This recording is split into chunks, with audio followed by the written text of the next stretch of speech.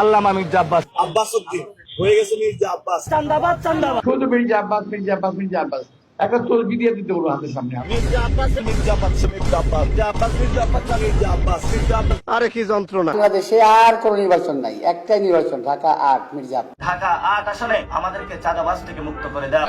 কার কথা বলতেছ তোর নামটা বসে? ওরা ঘুমায় থাকলেও ঘুম হারাম করে দিব, জেগে থাকলে ওদের জাগনা হারাম করে দিব। আল্লাহর রাস্তায় বিশ্রাম নেন। যা খুশি তাই কও গিয়া, আমি কোনো কথা কমু না। আর মানুষ পান নাই, বারবার শুধু আমার উপরেই লাথি মেরেছে যাদের কর্মী সমর্থক, তাদের চেয়ে ওই কুকুরটা অনেক ভালো। এই জন্য হলো ওই কুকুরকে হলো গোসল করানো উচিত, কারণ যারা লাথি মেরেছে তাদের থেকে এই কুকুর অপবিত্র হয়েছে। পাকিস্তানের একজন গ্যাংস্টার আছে দাউদ ইব্রাহিম, তো ঢাকা ৮-এ এই ধরনের দাউদ ইব্রাহিম চলে এসেছে। এই কার কথা বলতেছ তোর নামটা বসে বলো তো? আব্বাসউদ্দিন ওরফে মির্জা আব্বাস। ওই বেটা কার কথা বলছিস? বাংলাদেশের সবচেয়ে বড় আলেম আল্লামা মির্জা আব্বাস। খালি উল্টা পাল্টার কথা কয়, মানে পায়ে পাড়া দিয়ে ঝগড়া করতেছে। আমি যদি দাওয়া দেই মির্জা আব্বাসে, ঢাকা শহরে থাকতে পারবো না, গ্রামে চলে যেতে হবে। আমার বাসায় আপনারা এসে চা খাই যান, চা খান, নাস্তা খান, বিরিয়ানি খান, সব খাবো।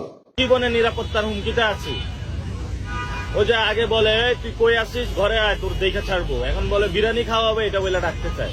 এটা এগুলো হলে প্রচ্ছন্ন হুমকি দিচ্ছে, ইনডিরেক্ট হুমকি দিচ্ছে। থাকার চেষ্টা করছেন, ডিম এই মুহূর্তে ডিম মারছেন, দেখতেই পাচ্ছেন।